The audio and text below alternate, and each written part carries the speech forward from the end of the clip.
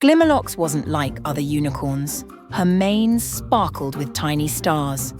One day, I'll fly to space, she dreamed. And one night, as she gazed at the moon, a spaceship crash-landed in the meadow. Out tumbled 3 fluffy pandas in silver suits. "We're lost," the biggest panda sniffled. "Can you help us get home?" Glimmerlocks stamped her hooves. "Hop on!" With a burst of magic, her horn glowed bright, and together they soared into the sky, weaving past comets and glowing moons. But then, a shadow loomed. "A space dragon!" gasped a panda. Glimmerlocks narrowed her eyes. "Hold tight!" With a swish of her shining tail, she left a glitter trail so dazzling the dragon blinked in awe, giving them just enough time to zip away. "Thanks, Glimmerlocks!" The pandas cheered as their home planet twinkled ahead. Deep under Clover Hill, 3 bunnies, Nibbles, Thumper and Tilly, peeked out of their burrow. "It's gone!" Tilly gasped. The moonstone, the glowing gem that lit their tunnels, had vanished. Without it, the warren would fall into darkness. "We must find it," said Nibbles, stuffing carrots into a satchel. Their journey began under starlight, hopping past sleepy owls and whispering winds. Suddenly, paw prints, big ones, led into the foggy woods. "Something took it," Thumper gulped.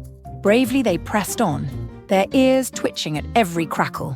At the heart of the woods stood a towering badger holding the moonstone. "I borrowed it for my sick cub," he rumbled. The bunnies huddled. "Maybe we can share it," Tilly offered. And as the moonstone's glow lit both burrows that night, the 3 brave bunnies learned that sometimes courage meant kindness too. High above the tallest mountains lived a shy little cloud named Puff.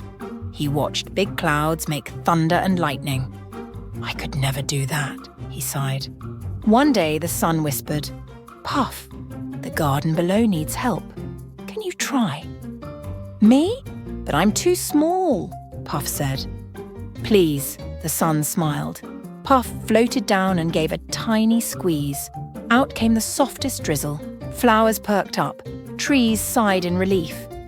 "More, Puff," said the sun, and Puff gave just enough to bring the garden back to life. Back home, the big clouds cheered. "Look who made rain today!" And Puff finally felt big enough. In a quiet workshop, Rusty the robot stared at a blank wall. "I wish I could paint," he sighed, "but my hands are too clunky." Suddenly, a tiny bee with a paintbrush for a tail buzzed in. "Need help?" she asked. Who are you?" Rusty blinked. "I'm Beely, the painter bee. I make colours where there's none." She zipped around, splashing blues and yellows across the wall. "Wow!" Rusty gasped. "Teach me." "Sure," Beely grinned, guiding his metal fingers. Slowly, Rusty dipped into paint and made his first stroke, then another and another. Together, they painted swirling galaxies, dancing stars, and shining suns. "It's beautiful," Rusty whispered. Beely smiled. "Sometimes it just takes a friend to show you how bright you can be." Every morning, Lila tended her tiny garden on the castle wall. Roses, tulips, daisies, all bloomed under her care. But one misty dawn, a shadow loomed overhead. A dragon. "Please don't eat my flowers," Lila begged, but the dragon sighed. "I don't want flowers, I need help." He opened a claw, revealing a wilted golden seed. "I've tried planting it everywhere, but it won't grow." Lila smiled gently. "Let's try together." They dug a small patch in her garden, watered it, and waited. Days passed. Then, sprout. A golden vine shot up, wrapping around the castle. "It needed kindness," Lila said softly. The dragon beamed. "And now I'll guard your garden, always." From then on, the dragon's wings shaded the flowers, and every visitor left with a golden bloom. Far beyond the hills stood the spiral tower, twisting high into the clouds. No one dared climb it, except Starzl. "Inside is a wish," she whispered, clutching her lantern. As she stepped inside, the staircase shimmered and shifted under her feet. "Choose wisely," a voice echoed. Every turn brought a door, One to treasure, one to adventure, one to answers. Starzell hesitated, then followed the faint sound of music. Up and up she climbed until she reached a tiny window at the very top. There she found herself playing a song on a golden flute. The wish was always inside you, the voice smiled. Starzell laughed, feeling light as air. As she played, the tower's walls unfolded into bridges of light, leading to dreams she never dared imagine. Tinsel the elf and Twinkle the kitten peered over the edge of Candy Canyon. "We've got to find the missing gumdrop crown," Twinkle meowed. "Before King Caramel wakes up," Tinsel adjusted her peppermint-striped hat. "Let's rappel." They slid down licorice ropes, dodging cotton candy clouds and marshmallow boulders. Suddenly, a licorice snake hissed. "No one passes without a riddle." "We don't have time," Tinsel cried, but Twinkle purred, whispering the answer in its ear. The snake smiled and slithered aside. Deeper into the canyon they raced until there it was. The gumdrop crown sat atop a chocolate stalagmite. Carefully they lifted it, just as the sun rose. "Quick!" Tinsel giggled. "Back to the castle!" And as they placed the crown on the king's head, he stirred and smiled, none the wiser to their sugary adventure. Mira was bored.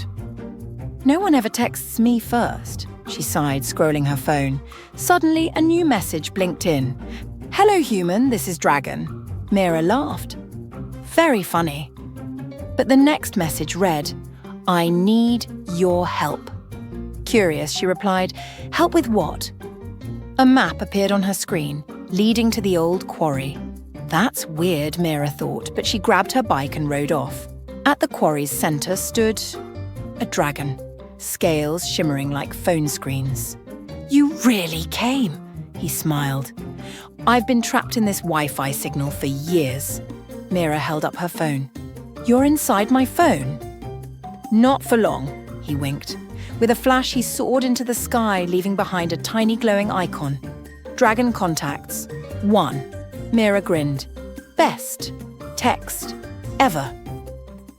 Every fish in Coral Reef admired Bubbletail's shimmering, bubble-blowing tail. But Bubbletail didn't want to stay in the reef. "I want to explore beyond the kelp," she declared.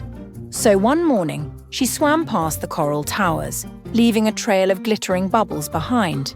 "Careful," warned the seahorses. "Beware the deep." But Bubbletail swam bravely on. Soon the water grew darker.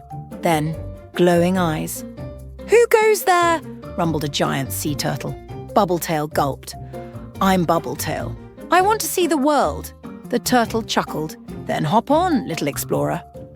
Together they glided through underwater caves and shipwrecks, past glowing jellyfish and singing whales. "The world is big," Bubbletail whispered, "but not so scary when you've got friends." And her bubbles sparkled brighter than ever as they journeyed on.